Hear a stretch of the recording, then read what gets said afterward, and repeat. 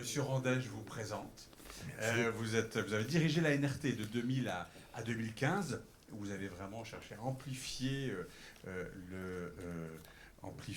ce lien qui est important, la NRT, entre la recherche et les entreprises et entre le public et le privé. Vous avez été le directeur du LETI au CEA, où d'ailleurs vous aviez passé une thèse. Voilà, absolument. Et vous êtes ingénieur de l'armement. Et Gérard Rouquayrol, de l'Académie des technologies, président honoraire de cette académie et président du pôle numérique de cette académie, informaticien universitaire pendant 15 ans. Vous avez aussi dirigé la recherche de Bull pendant 25 ans. On vous écoute, messieurs, pour cette présentation inaugurale énergie et numérique et des défis réciproques. Bon.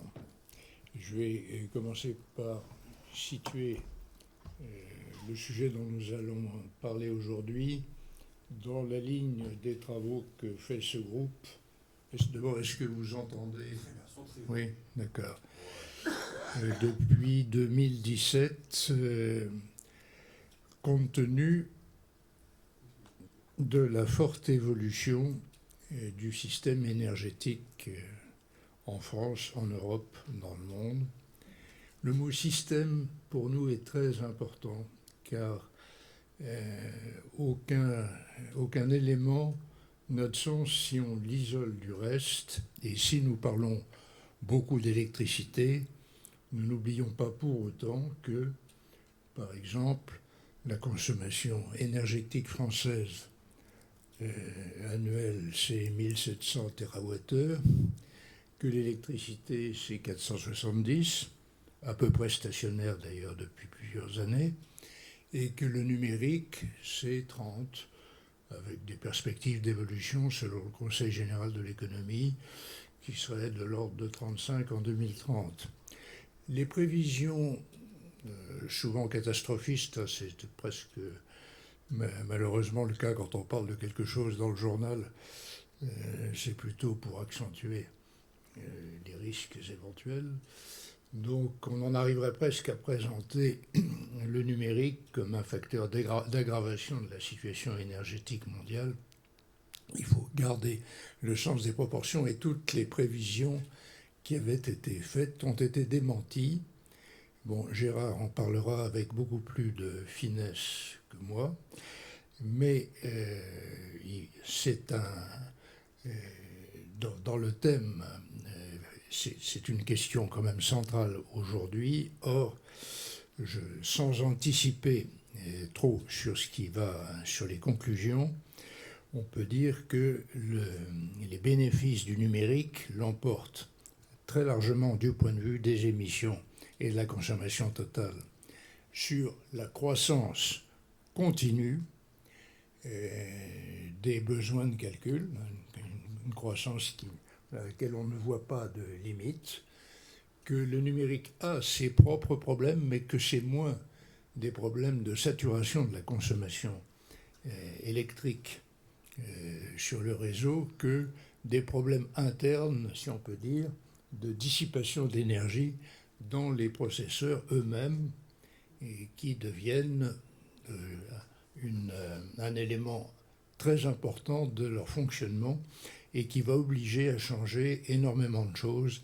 Gérard en parlera de façon plus précise. Je rappellerai seulement que les années précédentes, nous avons commencé par nous intéresser à l'apport de l'industrie, à l'évolution du système électrique, à la modélisation, car si quelquefois on fait des erreurs justement dans les prévisions, c'est aussi parce que les modèles qu'on utilise sont discutables. Malheureusement, les modèles sont souvent présentés d'une manière presque religieuse. On dit c'est le modèle, oui, mais il faut quand même aller voir quelles sont les hypothèses du modèle, et la présentation sous forme de boîte noire n'est pas acceptable. Ça nous a amené ensuite, justement, compte tenu des différents éléments de l'évolution énergétique, à nous intéresser à la flexibilité du système électrique, qui est absolument indispensable, car si l'électricité ne représente en gros qu'un tiers de la consommation énergétique française, il est évident que si la fourniture d'électricité s'arrête, c'est le pays qui s'arrête. Donc la notion de stabilité, de résilience, c'est la traduction opérationnelle du mot flexibilité.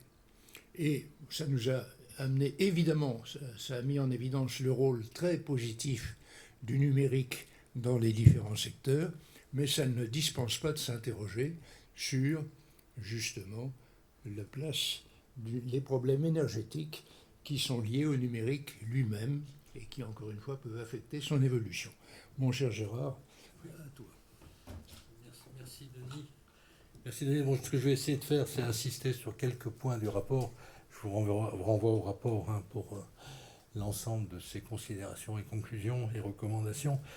Je voudrais commencer par dire qu'on a passé à peu près un an et demi à écouter les gens, enfin pas tous les jours, une fois par mois. Ce qui me frappe quand même, c'est que cette prise en compte de l'impact du numérique sur l'environnement, c'est une considération, c'est un souci qui a été marqué par tous les acteurs qu'on a entendus, que ce soit les industriels, très largement, mais aussi les universitaires ou les chercheurs qu'on a eu l'occasion. Donc c'est vraiment quelque chose qui est inscrit, disons, maintenant dans le processus de réflexion, le processus de découverte, le processus de fabrication et le processus de mise en œuvre des systèmes numériques. Ça, il n'y a aucun doute là-dessus. D'accord. Je ne fais pas référence là au maire de Grenoble, il y a ces citations. Deuxième point, c'est que pour évaluer, il faut quand même mesurer. Et là, il y a quand même un problème majeur, c'est que, comme le rappelait Denis, il y a différents modèles qui existent. Il y a des approches boîte noire qui ne sont pas tolérables, bien sûr, mais enfin qui existent, notamment qui font le buzz souvent et qui visent à faire peur très souvent. Mais quand on est un peu sérieux, qu'on veut approfondir, on n'a pas d'éléments de mesure. Vraiment certifié sur le modèle de consommation énergétique, sur ce qu'on pourrait faire.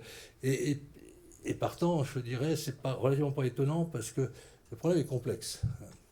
Si on regarde un système numérique, alors je suis informaticien, j'ai envie de dire informatique, un système informatique, il est complexe dans plusieurs dimensions.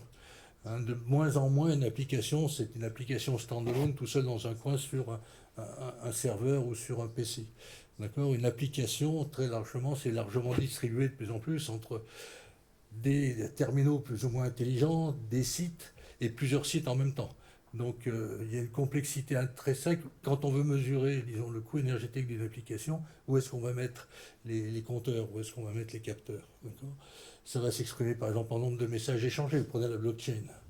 La blockchain, c'est intéressant parce qu'il y a plusieurs dimensions. Il y a une première dimension qui est intrinsèque au problème, qui a été mal résolu d'une certaine manière et qui est une grosse consommation énergétique sur la façon de reconnaître, d'identifier les intervenants pour être sûr que ce soit eux qui mettent de l'argent qui en enlèvent. Et alors ça, on a fait appel à des supercalculateurs et des techniques d'encodage de la blockchain et de décodage qui sont extrêmement coûteux en énergie. Mais aussi, c'est extrêmement coûteux en messages échangés. Parce qu'il faut mettre tout le monde d'accord. Quel est le but de la blockchain ? C'est que tout le monde sait gérer un livre de compte et chacun a sa copie du livre de compte. Donc il faut à tout moment, si on veut être sérieux, que le livre de compte soit identique dans tous les sites où il est utilisé. D'accord ? Donc ça, l'état d'échange de messages qu'il faut mettre pour arriver à être d'accord. Alors, ça ne marche pas toujours, mais enfin en général ça marche, mais c'est au prix d'un échange de messages, un coût énergétique très important. Et ça, il faut le mesurer. Il faut le mesurer. Alors, il y a des gens qui font de l'algorithmique distribuée savent parler de complexité en nombre de messages.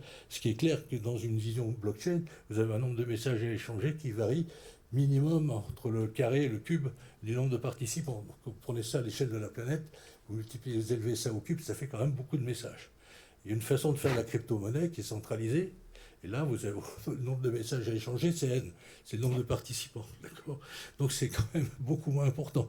Et ça reste quand même de la crypto-monnaie. Alors certes, il y a moins l'illusion d'avoir une vision démocratique, qui est le but des inventeurs de la blockchain, dans la gestion des choses, mais c'est quand même moins coûteux en énergie. Donc il faut savoir mesurer ça. Un autre élément de mesure qui est difficile à mettre en œuvre, c'est qu'un système informatique ou numérique, c'est une suite d'abstractions qui vise à éloigner pour l'utilisateur final, qui se trouve tout en haut de la pyramide, disons, toutes les complexités inférieures, à lui masquer.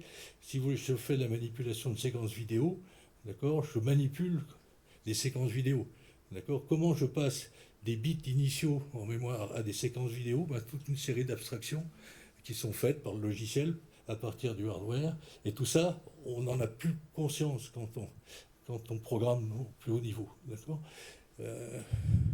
Donc, que mesurer là aussi? Est-ce qu'on connaît aussi les étapes intermédiaires? Est-ce qu'on connaît, quand on utilise un système de base de données, l'énergie dépensée, les politiques de réécriture, d'écriture qui vont consommer de l'énergie? On ne les connaît pas. D'accord? Donc il faudrait un peu connaître tout ça. Donc cet empilement de choses rend difficile la mesure et rend difficile la façon de gérer, à partir de la mesure, de gérer la frugalité s'il y a besoin de le faire. Donc cet élément est un élément qu'il ne faut pas négliger.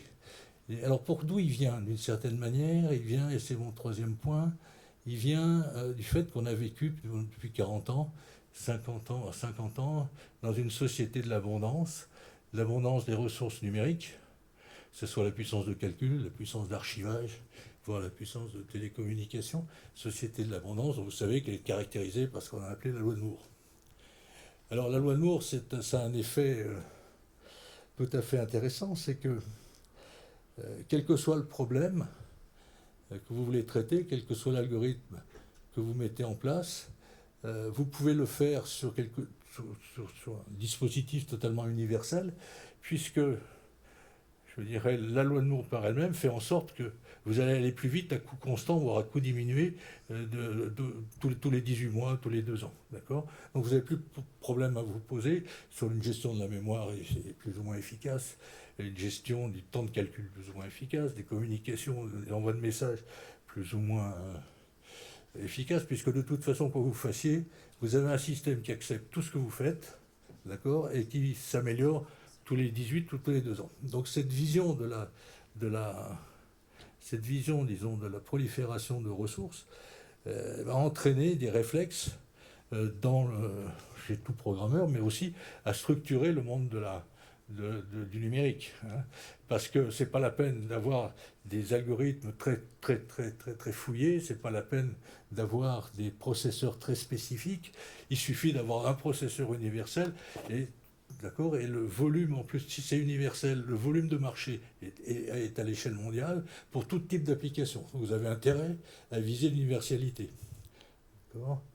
Et puis, ça a aussi un gros avantage, c'est que du point de vue utilisateur, ça vous protège le patrimoine applicatif. D'accord ? Donc, et on dissocie hard et soft. On peut complètement dissocier le hard et le soft. Et donc, par là même, protéger son patrimoine. Or, ce qui est en train de se passer, c'est justement l'atterrissage de la loi de Moore. Vous le voyez, et depuis 2006, en gros, la fréquence des microprocesseurs n'évolue plus. Elle est limitée au maximum à 4 GHz, voire 5 dans certains cas, mais pas au-delà, parce que la chaleur dissipée serait trop importante.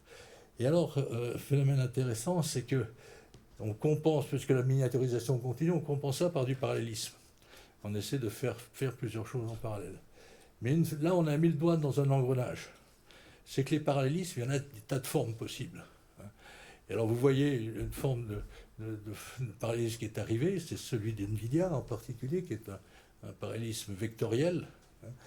Mais il y en a d'autres, il y a des types de parallélismes, je ne vais pas les énumérer ici, et on pourrait très bien imaginer, et c'est du reste le cas, il en existe, si vous prenez par exemple une boîte grenobloise comme Calray, elle fait dans ses microprocesseurs un parallélisme qui n'a rien à voir avec celui d'NVIDIA, mais ça peut aussi accélérer notamment les applications de traitement du signal extrêmement rapidement. D'accord ? Donc le parallélisme, c'est pas générique. Ça oblige à la spécialisation. Et là, on a mis le doigt dans un certain engrenage. C'est que si on regarde l'évolution et la roadmap des semi-conducteurs, et si on regarde la difficulté d'atteindre, toujours sur des procédés universels, les meilleures performances possibles, on rentre dans un entonnoir dont parlera beaucoup mieux que moi Joël Hartmann tout à l'heure, qui fait que ça devient de plus en plus difficile. Alors que si on regarde des choses plus spécialisées, je parlais d'NVIDIA, je parlais de Calray, notamment dans le monde des supercalculateurs, il y a une boîte française qui s'appelle ici Perl qui fait des microprocesseurs spécifiques. Donc on arrive à maîtriser à la fois la performance et l'énergie. Par exemple, les processeurs NVIDIA, ils sont fréquencés beaucoup plus bas qu'un GHz. Ceux de Calray aussi, c'est un petit peu oublié, mais enfin, ils dépassent rarement le gigahertz. Donc la consommation est moins inférieure. Si vous prenez maintenant, vous voulez faire un processeur qui exécute des modèles de réseau de neurones, l'inférence neuronale, vous n'avez pas besoin d'une arithmétique à double précision sur 128 bits pour ce faire. Alors que dans un processeur universel à la Intel, vous avez toute une arithmétique double précision sur 128 bits qui est nécessaire parce que justement elle est universelle. Et ça consomme, etc. Donc le règne, je dirais, de la spécialisation semble émerger. Par rapport à un règne qui a été l'universalité tous azimuts avec des marchés colossaux liés à cette universalité. Il semblerait qu'on arrive maintenant à une spécialisation pour deux besoins concomitants. D'une part, l'atteinte de la performance, et l'atteinte de la performance a une énergie consommée beaucoup moins importante que via des traitements universels. Et ça, c'est une rupture radicale, quelque part. Une rupture radicale parce qu'on rompt, je dirais, l'indépendance logicielle matérielle qui a fait vivre le monde de l'informatique depuis 50 ans. On revient même aux prémices de l'informatique. Donc c'est ça qu'on pense important de prendre en compte. Et si on regarde la position européenne dans ce contexte, on s'aperçoit finalement qu'on a des atouts très importants. On a des atouts, certes, par exemple, prenez une entreprise comme Tesla. Tesla fait ses propres microprocesseurs, fait son propre supercalculateur d'entraînement de modèles neuronaux, et ses propres microprocesseurs aussi d'inférence neuronale à disséminer dans les voitures. C'est quand même un changement. Alors certes, il y a l'exemple de Tesla, mais Volkswagen fait aussi des choses similaires en Europe. C'est peut-être moins connu. Je ne connais pas Renault, mais tous s'y préparent. Donc le changement à ce moment-là, à partir du moment où on spécialise, c'est que l'utilisateur final devient en fait le concepteur même, limite, des systèmes informatiques dont il a besoin pour ses propres produits. Là aussi, on a un changement assez profond, disons, de la nature du marché et la façon dont il a de fonctionner, des habitudes et des business models qu'on connaît bien. Et donc, je le redis, ça donne véritablement des opportunités pour l'Europe. Enfin, je pense que Joël évoquera éventuellement ça au niveau de ST Microélectronique.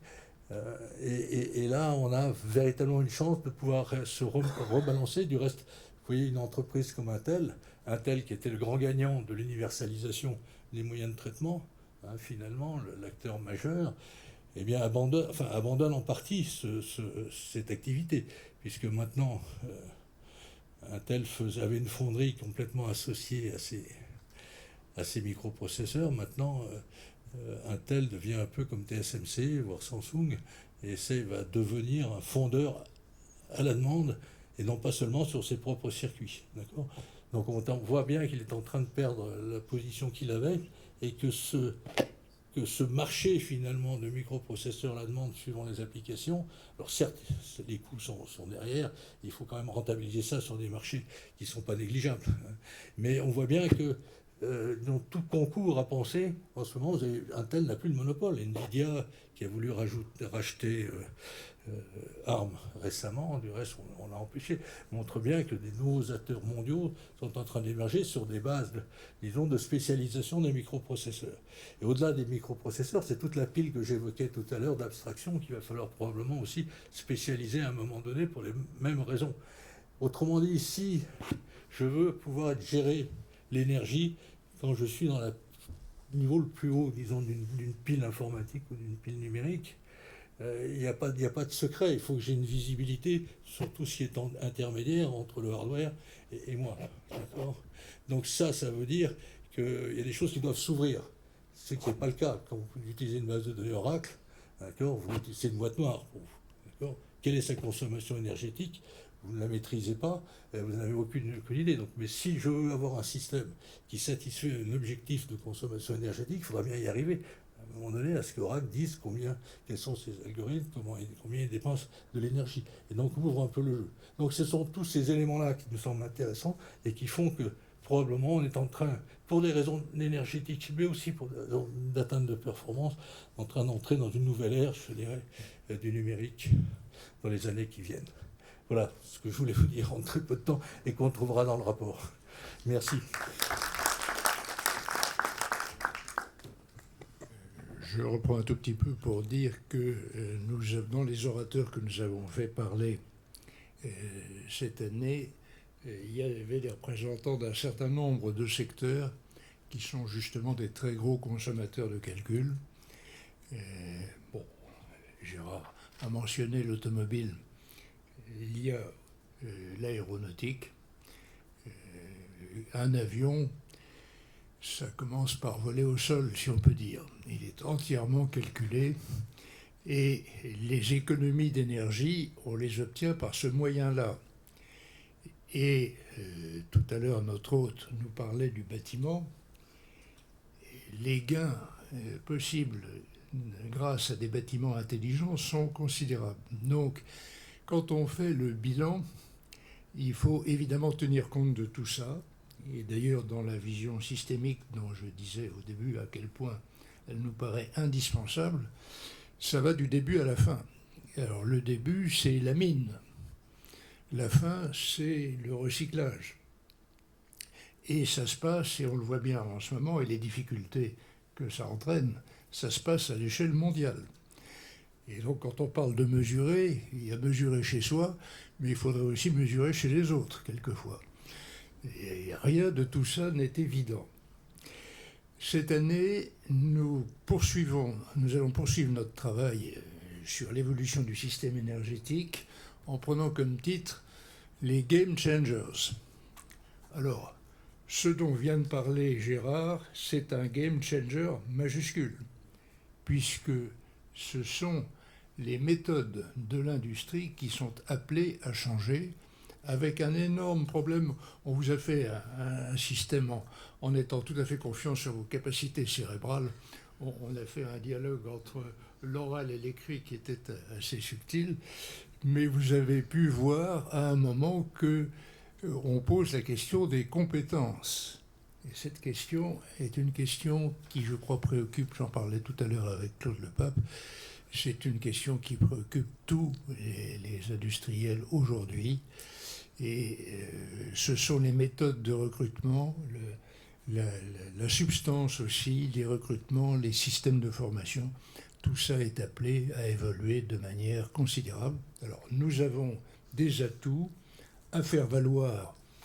Bon, quand Joël parlera tout à l'heure, vous aurez un bel exemple d'atouts français et européens qui ne sont pas connus aujourd'hui à leur juste valeur. Je ne ferai pas d'allusion à la campagne électorale où on a parlé d'un certain nombre de choses, mais pas de ça. Bon. Or, les atouts, il y a des menaces, mais en face des menaces, il y a des atouts, des compétences à développer, et c'est ça le sens, je crois, profond d'une réunion comme celle d'aujourd'hui. Merci.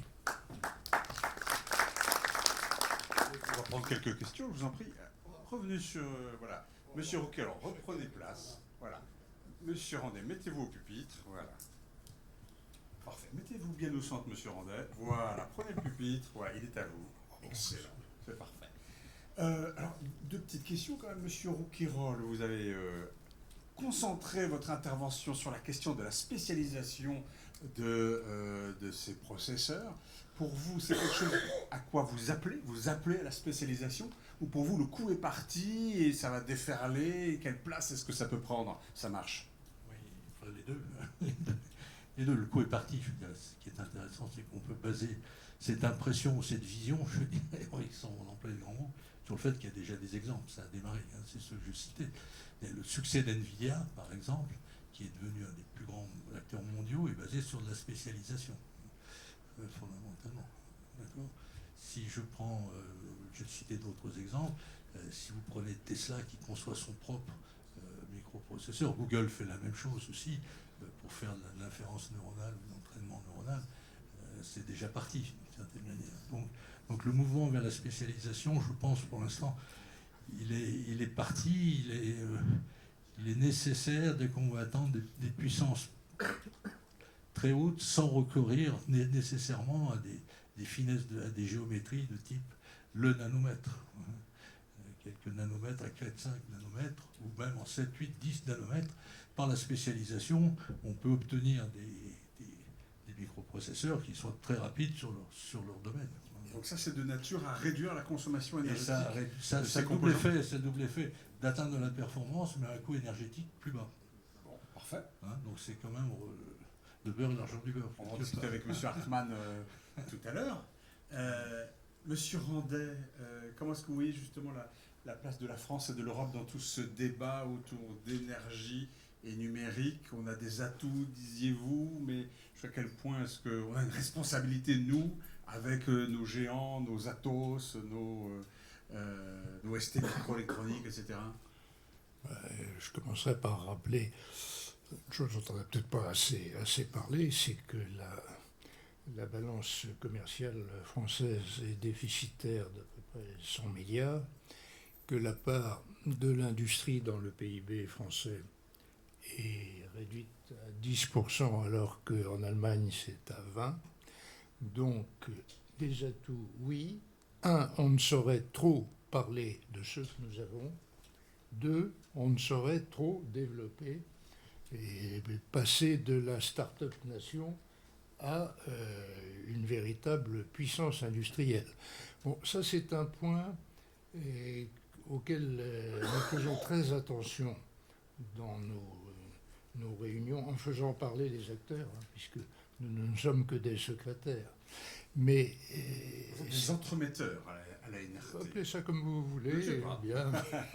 Mais en tout cas, la question de ne pas confondre les dates et les niveaux de maturité, c'est c'est fondamental.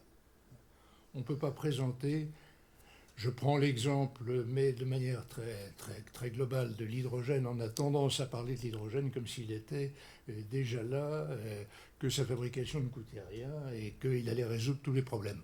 Ben non, la réalité, c'est plus compliqué que ça. Et d'ailleurs, inversement, il y a des choses qui sont peut-être moins prestigieuses, etc., mais qui ont la grande vertu d'être là, industriellement parlant. Et dans la course internationale, et on le voit en ce moment à propos du nucléaire, où il faut quand même qu'on reconstitue un capital industriel qu'on avait, mais qu'on a quand même un tout petit peu perdu. Un tout petit peu. Voilà. On parlait de compétences. Je voulais simplement peut-être... Un dernier mot, M. Rouquayrol, et puis ensuite on va écouter M. Guastavini. Pour repositionner tout ça dans les perspectives, il faut quand même reciter quelques chiffres que Denis avait commencé à citer. Dans les chiffres faramineux qu'on vous donne sur la consommation d'électricité numérique, il y a une part très importante qui est liée à la fabrication des équipements. Et pas simplement le coût opérationnel d'un réseau, d'un serveur, etc. Coût énergétique, ça il faut le savoir. Et ça monte loin. Et à l'intérieur des équipements, les téléviseurs. Donc quand on vous donne un chiffre, l'ordre de 7 à 8% de la consommation énergétique mondiale, c'est du numérique, là-dedans vous avez 70% du coût des téléviseurs. C'est clair. Donc c'est beaucoup. Donc il faut commencer à faire le tri dans tous ces chiffres, je crois. Merci beaucoup, monsieur. Merci, messieurs Randet et Rouquayrol. Nous sommes on time. Je vous en prie, installez-vous. Monsieur Rouquayrol, je vais vous libérer de micro. Parfait. Voilà.